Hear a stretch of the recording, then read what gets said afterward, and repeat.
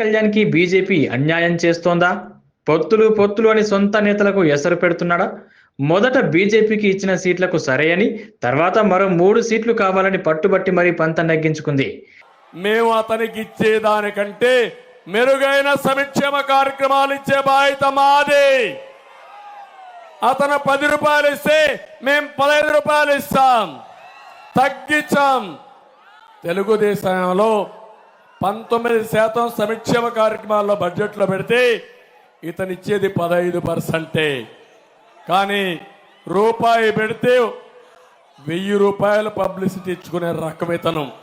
చేసేది గోరంతా, publicity కొండంతా.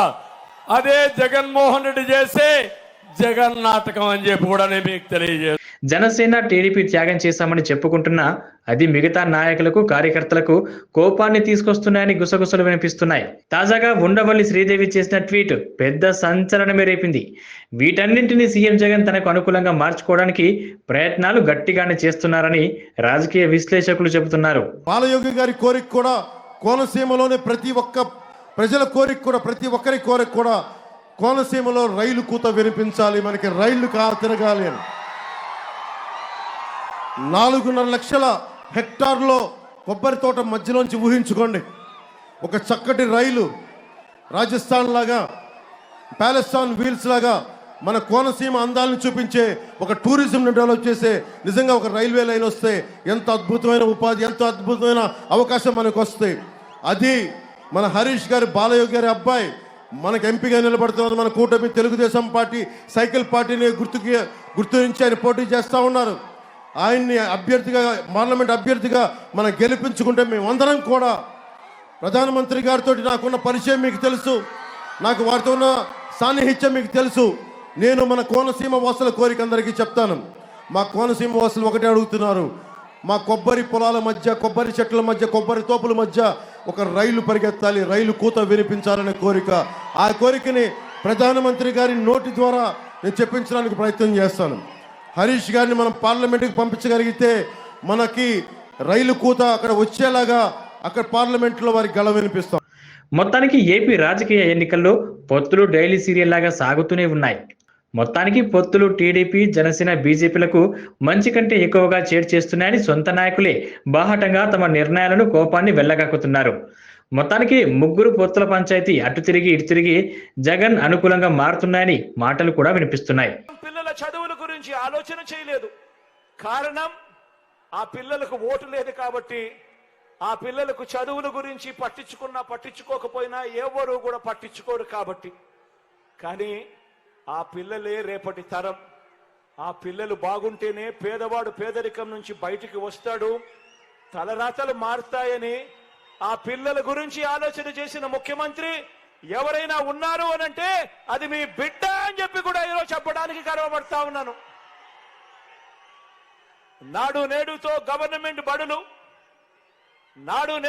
Government బడులను మార్చినది, government బడుల్లో గోరుముద్ద, government బడులలో విద్యా కానుక తెచ్చినది, గవర్నమెంట్ బడులలో ఇంగ్లీష్ మీడియం, గవర్నమెంట్ బడులలో బైజూస్ కంటెంట్, గవర్నమెంట్ బడులలో పిల్లల చేతుల్లో bilingual text books, 1 page English 1 page Telugu, government బడులలో పిల్లల చేతుల్లో ట్యాబులు, గవర్నమెంట్ బడులలో పిల్లల క్లాస్ రూమ్లలో ఐఎఫ్పి ప్యానెల్స్, పిల్లల క్లాస్ రూమ్లలో డిజిటల్ బోధన 6వ తరగతి నుంచి, గవర్నమెంట్ బడులలో 3వ తరగతి నుంచే సబ్జెక్ట్ టీచర్ కాన్సెప్ట్, గవర్నమెంట్ బడులలో 3వ తరగతి నుంచే టోఫుల్ మొదలు, ఇంగ్లీష్ మీడియం మొదలు, సిబిఎస్ఈ నుంచి ఐబీ దాకా ప్రయాణం అన్నీ కూడా జరిగింది ఈ 58 నెలల కాలంలోనే. మీ బిడ్డ ముఖ్యమంత్రి స్థానంలో ఉండగానే జరిగాయి అని చెప్పి కూడా గర్వంగా చెప్తా ఉన్నా. పెద్ద చదువులు చదువుతా ఉన్న పిల్లలకు 100% పూర్తి ఫీజు రీయింబర్స్మెంట్ ఇచ్చే విద్యా దీవెన, ఆ పిల్లలకు వసతి దీవెన, ప్రపంచ స్థాయి విశ్వవిద్యాలయాల సర్టిఫైడ్ ఆన్లైన్ వర్టికల్స్, ఇంటిగ్రేటెడ్ డిగ్రీలు, ఇంటర్న్షిప్లు, ప్రపంచ స్థాయి యూనివర్సిటీల్లో చదువుల కొరకు విదేశీ విద్యా దీవెన, ఇలా పేద పిల్లల భవిష్యత్తును మార్చేందుకు షాదీ తోఫా, కళ్యాణ మస్తు కూడా చదువులకే లింకు పెడుతూ చదువులను ప్రోత్సహిస్తూ ఇలా 100 చదువుల విప్లవాలు కనిపిస్తాయి ఈ 58 నెలల మీ బిడ్డ పాలనలో. ఇవన్నీ కూడా జరిగింది ఎప్పుడు అనంటే ఈ 58 నెలల పాలనలోనే మీ బిడ్డ ముఖ్యమంత్రి అయిన తర్వాతనే. ఇక ఒక్కసారి వైద్య ఆరోగ్య రంగాన్ని తీసుకోండి. నాడు నేడు ద్వారా గవర్నమెంట్ హాస్పిటల్ రూపురేఖలు మారుతా ఉన్నాయి. గవర్నమెంట్ హాస్పిటళ్లలో ఈరోజు ఏకంగా 54,000 మంది డాక్టర్లు, నర్సులు, పారామెడిక్స్, స్టాఫ్ ఈరోజు రిక్రూట్మెంట్ కాబట్టాయి. ఇంతకు ముందు గవర్నమెంట్ హాస్పిటల్ లేకపోతే అక్కడ మందులు ఉండేటివి కాదు, ఎక్విప్మెంట్ ఉండేది కాదు, డాక్టర్లు ఉండేవారు కాదు. ఈ రోజు నాడు నేడుతో గవర్నమెంట్ హాస్పిటల్ రూపురేఖలు మారుతా ఉన్నాయి. గవర్నమెంట్ హాస్పిటల్లో ఈరోజు 54,000 మంది రిక్రూట్ అయి నియామకం జరిగింది. మందులన్నీ కూడా WHO GMP స్టాండర్డ్స్ కి సంబంధించిన మందులు ఈరోజు గవర్నమెంట్ హాస్పిటల్లో అందుబాటులో ఉన్నాయి. కొత్తగా మరో 17 మెడికల్ కాలేజీలు ప్రతి జిల్లా కేంద్రంలోనూ ఈరోజు వేగంగా వస్తా ఉన్నాయి. మీ నంద్యాలలోనే ఇక్కడే కనిపిస్తా ఉన్నాయి. నంద్యాల మెడికల్ కాలేజ్ కడతా ఉన్నాం, ఇక్కడే కనిపిస్తా ఉంది. ఎప్పుడు చూడని విధంగా ఆరోగ్యశ్రీని విస్తరించాం. గతంలో 1000 ప్రొసీజర్లు ఉన్న ఆరోగ్యశ్రీని ఏకంగా 3,300 ప్రొసీజర్లకు తీసుకొని పోయాం. ఆరోగ్యశ్రీ కార్డు ఉంటే ఏ పేదవాడైనా అప్పుల పాలయ్యే పరిస్థితి రాకూడదు అని ఆ ఆరోగ్యశ్రీ లిమిట్స్ ఏ పేదవాడికైనా కూడా 25 లక్షల దాకా ఆ పేదవాడికి ఉచితంగా వైద్యం అందించే కార్యక్రమం ఈ 58 నెలల్లోనే పడ్డాయి.